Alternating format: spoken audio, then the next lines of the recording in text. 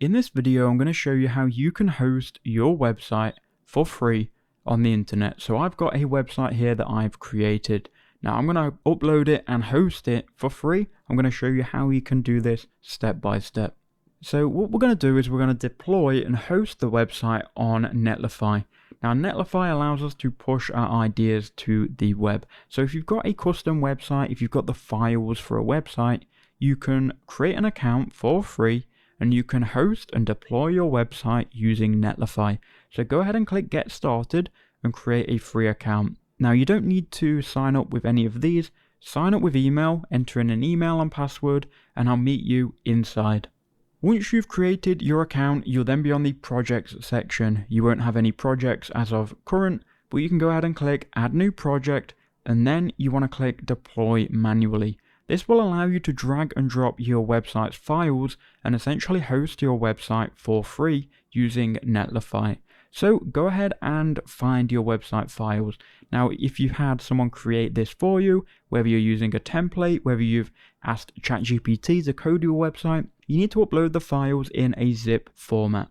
So it says here, look, drop a folder with your project's HTML, CSS, and JS files, and we'll give you a link to share it, and it is that easy.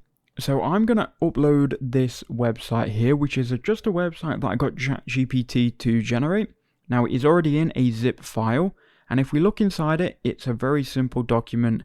It's got an infographic and it's got a HTML file. Now either way, you're going to need to zip up your website into a zip file. So take the files and just select them all, right click, then click Compress to Zip File. That will create a zip file of your site. And with that zip file, you can just drag it on to the circle, and then it's going to upload your website to Netlify. Now just wait, be patient, and in a couple of seconds, it's then going to publish your website live to the public. Now if we just scroll down, we're going to be able to see here what is happening, and you should see everything, and it should upload. Now if you go to Project Overview, you'll see in a second that that has been manually deployed, and it's given you a subdomain from Netlify. So click on this green subdomain and it then should take you to your website, right? If you've got all the files, you've actually got a functional website and the right files, here is our website hosted on the internet completely for free in seconds.